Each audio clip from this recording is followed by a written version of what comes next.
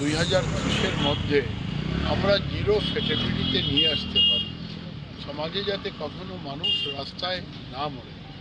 আর তার জন্যে আপনারা দেখেন, আপনারা জানেন যে প্রতি বছর ভারতবর্ষে 4,60,000 পলিউশন হয়, অর্থাৎ অ্যাক্সিডেন্ট হয়।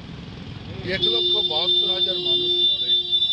তার মধ্যে 70% এজ গ্রুপ হচ্ছে 18 থেকে 45, অর্থাৎ যুবারা মরছে। আর এইভাবে মৃত্যু, এইভাবে অ্যাক্সিডেন্ট মানে আমাদের 3% জিডিপি কমছে। এই ক্ষেত্রে আমরা শিলচর লোকসভার মানুষ বেরিয়েছি, কারণ আমাদের লোকসভায় মরেছে 23-এ 136 জন, 24-এ 100 জন, 25-এ 90 জন, আজকের দিনে ইনজিওর্ড আছে 25-এর ইনজিওর্ড হচ্ছে 1047 জন। তো কাছাড়ের মানুষও মনে মনে দুঃখ যন্ত্রণা পাচ্ছে যে এই অ্যাক্সিডেন্টগুলো কেন। এই অ্যাক্সিডেন্টগুলোর কিছু কারণ আছে, আমরা সবাই জানি। অধিক গতিতে গাড়ি চালানো, হেলমেট ছাড়া মোটর বাইক চালানো, সিট বেল্ট না পরে যাত্রা, টেলিফোন হাতে নিয়ে কথা বলা আর গাড়ি চালানো, স্টিয়ারিং এক হাতে ধরা, বাইকের হ্যান্ডেল এক হাতে ধরে এই টেলিফোন করে করে যাচ্ছেন, মন অন্যত্র কনসেন্ট্রেট থাকে, অ্যাক্সিডেন্ট হয় তো তিনি মরেন।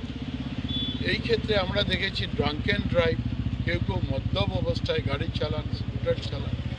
সব মিলিয়ে যাতে এগুলো না হয় তার জন্য আমরা মানুষগুলো রাস্তায় বেরিয়ে এসেছি আর রাস্তায় যাত্রা করছি। আমরা মানুষের কাছে করজোড়ে নিবেদন করছি যে সমাজের প্রত্যেকটা মানুষ যদি এগিয়ে আসতে পারেন, এগিয়ে আসেন, সবাইকে বোঝাতে পারেন, মা বাবার থেকে আরম্ভ করে স্বজন বন্ধু বান্ধব সবাই যদি আমরা এক জাগ্রত দৃষ্টি নিয়ে আমরা সমাজের মানুষকে বোঝাতে পারি যে এই ট্রাফিক আইনগুলো মেনে চলো তোমার জন্যে, মেনে চলো পরিবারের জন্যে, সমাজের জন্যে। কারণ যে মানুষগুলো মরছে, যে মানুষগুলো আঘাতপ্রাপ্ত হচ্ছে, তারা রাষ্ট্রের সম্পদ আর তারা অমৃতের সন্তান।